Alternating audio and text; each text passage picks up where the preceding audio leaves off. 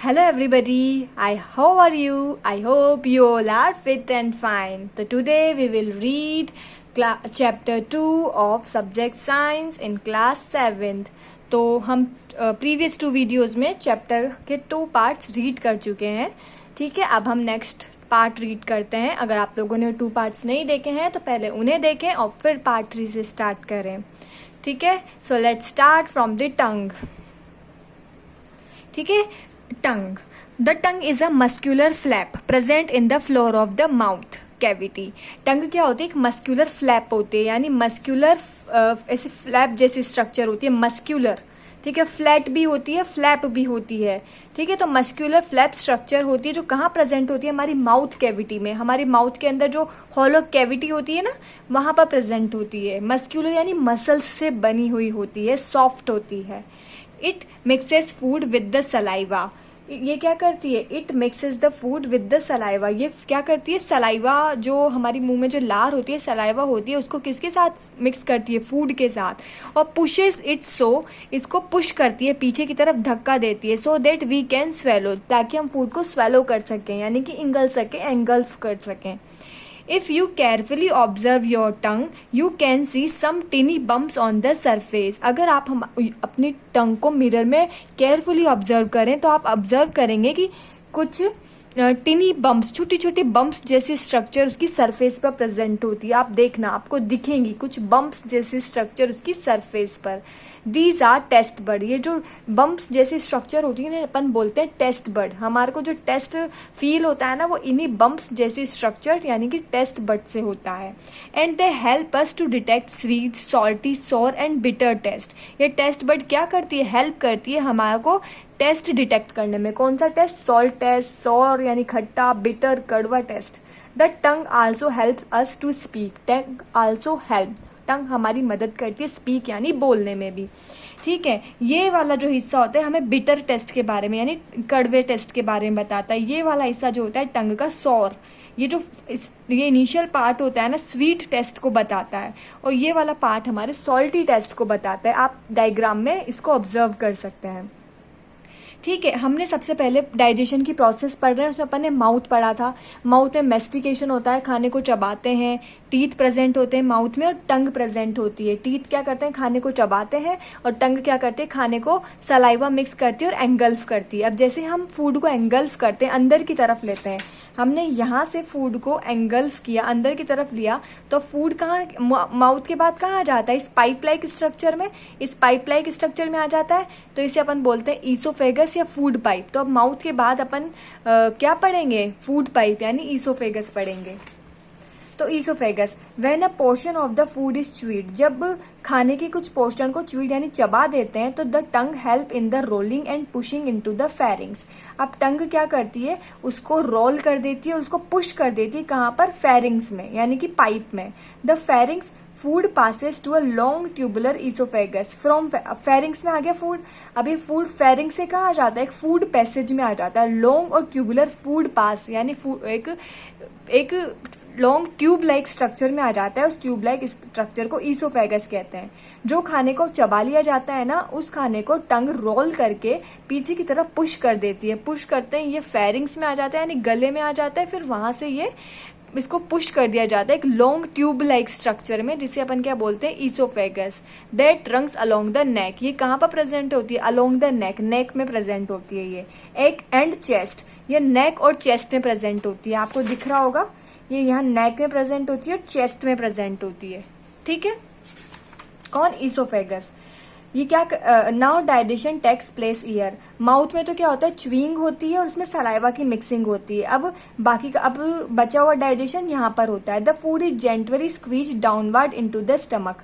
ये क्या करती है? फूड को डेंटली स्क्वीज करती है, धक्का देती है. किधर? नीचे की तरफ, इनटू द स्टोमक, स्टोमक में, by the rhythmic contraction of the muscular wall of the oesophagus. इसमें क्या होता है? रिदमिक कॉन्ट्रैक्शन ऑफ मस्क्यूलर, यानी जो ये ईसोफेगस होती है ना, ये ऐसे ऐसे मूव करती है, इसमें रिदमिक कॉन्ट्रैक्शन होते हैं, मस्क्यूलर कॉन्ट्रैक्शन, ऐसे मस्क्यूलर कॉन्ट्रैक्शन होता है, जिससे फूड जो होता है ना उसको नीचे की तरफ धक्का लगता है और ये डाउनवर्ड मूव करता जाता है, ऐसे ऐसे कॉन्ट्रैक्शन होते हैं तो फूड नीचे की तरफ मूव करता जाएगा। और ईसोफेगस से कहाँ जाता है? स्टोमक में। आप डायग्राम में देख सकते हैं, ईसोफेगस के बाद ये कहाँ गया? स्टोमक में। ये ईसोफेगस से कहाँ गया? स्टोमक में।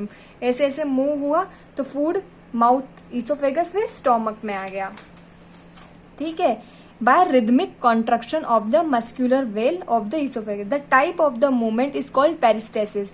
इस मूवमेंट को क्या बोलते हैं? इस रिदमिक कॉन्ट्रैक्शन मूवमेंट को बोलते हैं peristalsis and occur throughout the alimentary canal. और ये पूरे एलिमेंट्री कैनाल में होता है। ये जो पेरिस्टेसिस जो होता है ना, ये मस्क्यूलर कॉन्ट्रैक्शन, ये माउथ से लेके एनस तक पूरी एलिमेंट्री कैनाल में ये पेरिस्टेसिस प्रेजेंट होता है।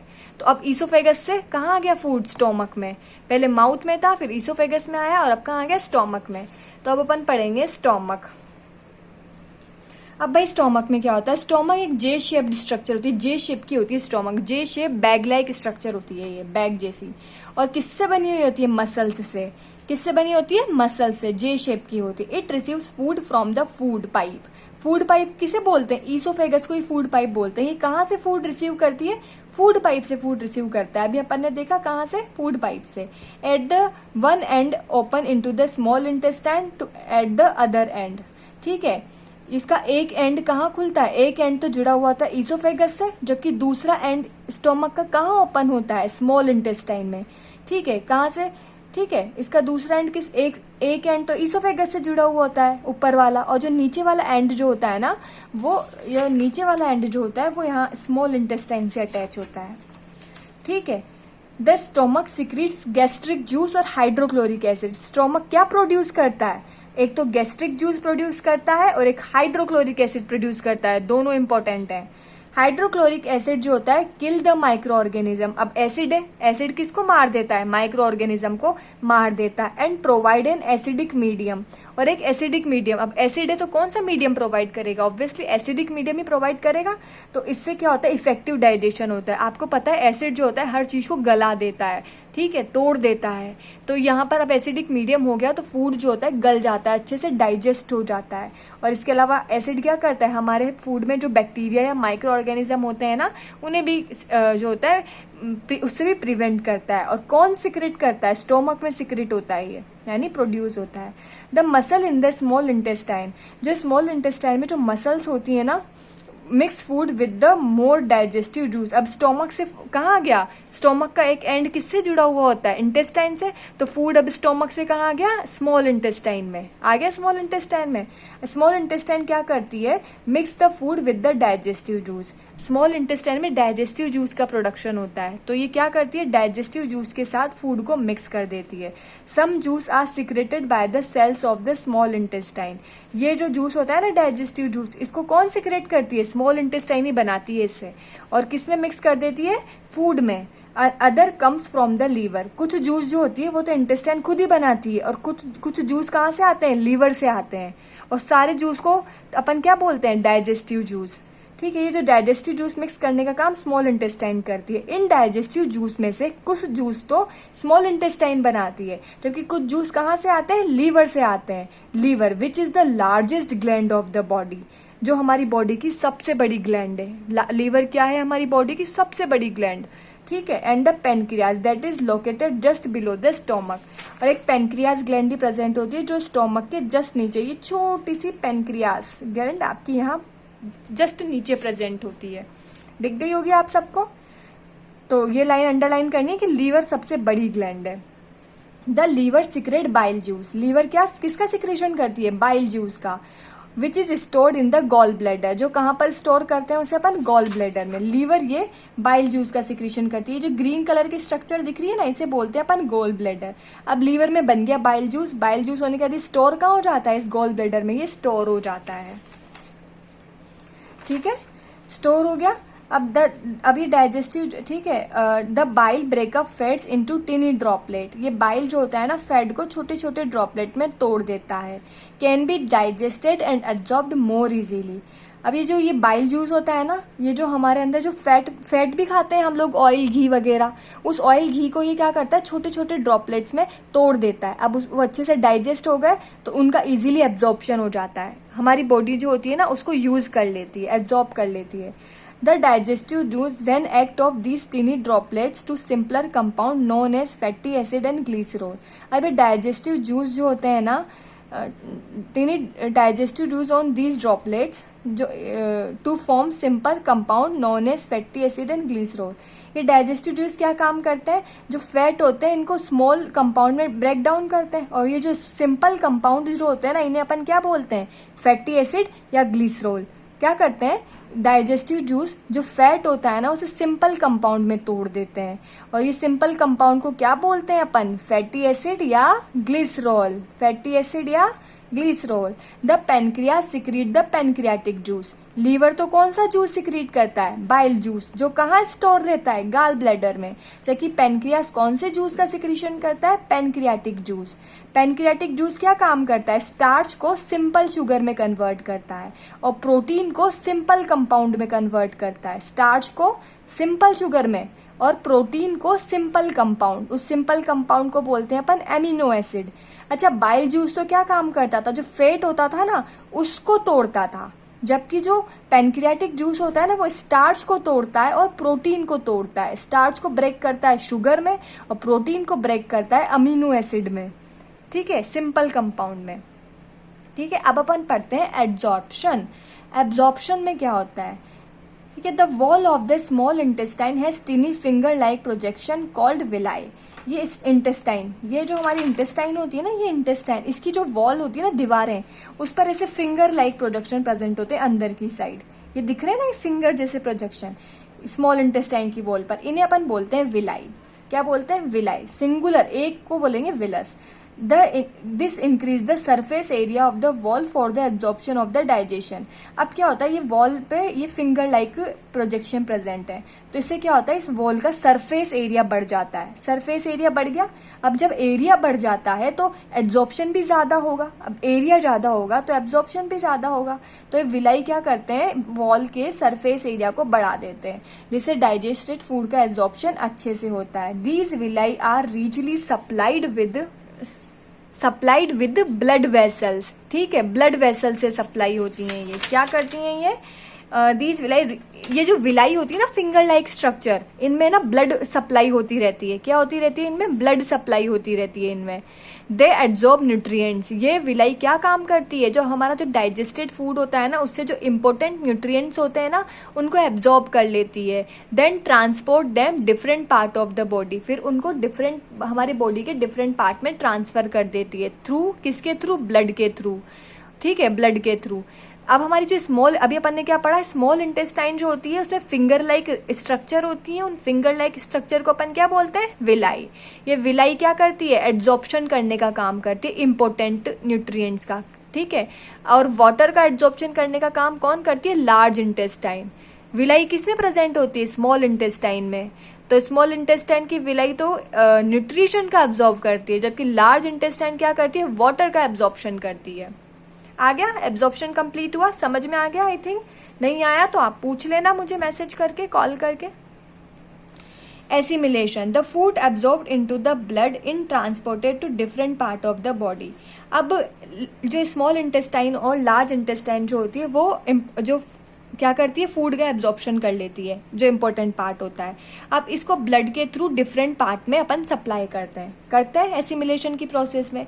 It is used to provide energy and material for growth and repair of body tissue. अब ये फूड किस काम आता है, ये फूड जो होता है एनर्जी प्रोवाइड करता है, और इस एनर्जी का यूज किस में करते हैं अपन, ग्रोथ करने के लिए और बॉडी टिश्यू को रिपेयर करने के लिए। This is the final stage in the process of the digestion. ये प्रोसेस ऑफ डाइजेशन की फाइनल स्टेप होती है। ठीक है, सबसे लास्ट स्टेप होती है। ठीक है, इस स्टेप को बोलते हैं एसिमिलेशन। इस स्टेप को क्या बोलते हैं, ठीक है, ये फाइनल स्टेप है। द ऑक्सीजन वी इनहेल, जो ऑक्सीजन को अपन इनहेल करते हैं यानी अंदर लेते हैं, ब्रेक डाउन, वो ब्रेक कर देती है glucose into water and carbon dioxide. हम जो ऑक्सीजन अंदर लेते हैं ना, वो ग्लूकोज को किस में ब्रेक करती है, वाटर और कार्बन डाइऑक्साइड में। आपने फोटोसिंथेसिस वाले चैप्टर में पढ़ा था कि जब हम ऑक्सीजन को अंदर लेते हैं तो ग्लूकोज इनटू कार्बन डाइऑक्साइड में दिस रिलीज एनर्जी, और यहाँ से क्या होती है, एनर्जी रिलीज होती है। हमने जैसे ही ऑक्सीजन को अंदर ली तो हमारे बॉडी में जो खाना होता है ना, फूड, वो ऑक्सीजन क्या करती है, उस फूड को वाटर और कार्बन डाइऑक्साइड में ब्रेक कर देती है। कार्बन डाइऑक्साइड तो वापस बॉडी के बाहर चली जाती है और वाटर से हमें एनर्जी मिलती है। Therefore the circulatory, respiratory, digestive system work together. इसका मतलब यह है कि जो सर्कुलेटरी, रेस्पिरेटरी और डाइजेस्टिव सिस्टम क्या करते हैं, एक साथ काम करते हैं। रेस्पिरेशन होगा तभी तो ऑक्सीजन अंदर आएगी, और जब ऑक्सीजन अंदर आएगी तभी तो फूड डाइजेस्ट हो पाएगा, ठीक है, तभी तो ग्लूकोज, वाटर और कार्बन डाइऑक्साइड में टूट पाएगा। तो इसका मतलब क्या होता है कि जो सर्कुलेटरी सिस्टम, रेस्पिरेटरी सिस्टम और डाइजेस्टिव सिस्टम जो होते हैं एक साथ काम करते हैं एंड हेल्प करते हैं फूड से एनर्जी लेने में।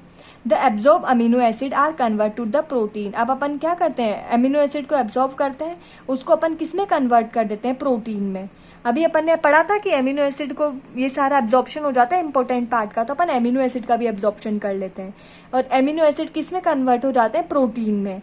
और ये प्रोटीन क्या करता है, प्रोटीन तो बहुत जरूरी होता है हमारी बॉडी के लिए। तो ये प्रोटीन क्या करता है, हमारे जो टिश्यू होते हैं ना, जो टूट जाते हैं या हमारे चोट लग जाती है, उसको रिपेयर करने का काम करता है। They are also need for growth. इनकी जरूरत हमें ग्रोथ के लिए, यानी हमारी हाइट के लिए, हमारी हेल्थ बढ़ाने के लिए भी होती है। तो ये प्रोटीन क्या काम करते हैं, एमिनो एसिड कन्वर्ट हो जाते हैं प्रोटीन में, और प्रोटीन इन सब का काम करते हैं। और the fatty acid and glycerol are remade into fats. अब ये फैटी एसिड और ग्लिसरॉल बने थे ना वहाँ पे, याद हो तो अभी, तो वो दोनों मिलके क्या करते हैं, वापस से फैट बना लेते हैं। और ये फैट जो होता है हमारी बॉडी में डिपॉजिट हो जाता है। हमारे बॉडी में फैट प्रेजेंट होता है ना, और जब भी हमें जरूरत होती है तो हमारी बॉडी का फैट जो होता है हमें एनर्जी देता है। जिसमें जितना फैट होगा उसे उतनी एनर्जी मिल जाएगी। अब अपन पढ़ते हैं egestion. The undigested food along with the water, the undigested food along with the water moves down into the large intestine. जो अनडाइजेस्टेड फूड होता है along with the water down, अब जो अनडाइजेस्टेड फूड, जितना भी फूड जो digest नहीं हुआ वो वाटर के साथ कहाँ आ जाता है, लार्ज इंटेस्टाइन में आ जाता है। ठीक है, जो फूड डाइजेस्ट नहीं हुआ, बाकी सब तो एब्जॉर्ब हो गया। जो डाइजेस्ट नहीं हुआ वो फूड कहाँ आ गया, वाटर के साथ लार्ज इंटेस्टाइन में। ये लार्ज इंटेस्टाइन जो होती है ना, shorter than small intestine, small intestine से छोटी होती है, बट वाइडर यानी चौड़ी होती है। इसकी लेंथ होती है 1.6 मीटर और ये 6 सेंटीमीटर की वाइड यानी चौड़ी होती है। ये क्या करती है large intestine, it absorb the water, ये वाटर को एब्जॉर्ब कर लेती है। ठीक है, useful mineral from the water messy of undigested. जितने भी अनडाइजेस्टेड फूड में जो भी वाटर प्रेजेंट होता है, जो भी मिनरल्स प्रेजेंट होते हैं, ये इनको एब्जॉर्ब कर लेती है। ठीक है, जो अनडाइजेस्टेड फूड मटेरियल होता है वो सेमी सॉलिड फॉर्म में होता है। जो सेमी सॉलिड फॉर्म में प्रेजेंट हो गया, वाटर एब्जॉर्ब हो गया तो वो सेमी सॉलिड हो गया। तो इस अनडाइजेस्टेड फूड मटेरियल को अपन क्या बोलते हैं, फीसिस। क्या बोलते हैं, फेसिस। अब ये प्रोसेस होता है लार्ज इंटेस्टाइन से कहाँ जाता है, रेक्टम में। रेक्टम में आके स्टोर हो जाता है। लार्ज इंटेस्टाइन से ये कहाँ जाता है, रेक्टम में आके। कौन, ये फेसिस। ये semi solid food material faces जो होता है लार्ज इंटेस्टाइन से पास होकर रेक्टम में आ जाता है। और जब भी हमारी बॉडी हमें टाइम इट गेट्स एक्सपेल्ड, इसे बाहर निकाल देते हैं फिर बॉडी से। इसे बॉडी से जो है बहुत फिर बाहर निकाल देते हैं, और एक टाइम पीरियड के बाद जो रेक्टम में स्टोर अनडाइजेस्टेड फूड या एक्सक्रीटरी मटेरियल होता है ना, इसे हम बॉडी से बाहर निकाल देते हैं। ठीक है, तो आई होप आपको वीडियो समझ आई होगी, और अगर आपको कोई प्रॉब्लम है तो मुझे कॉल कर ले या मैसेज कर दें। तो ठीक है, आज तक हम यहीं तक पढ़ेंगे। Okay, bye bye, take care and thank you very much everybody.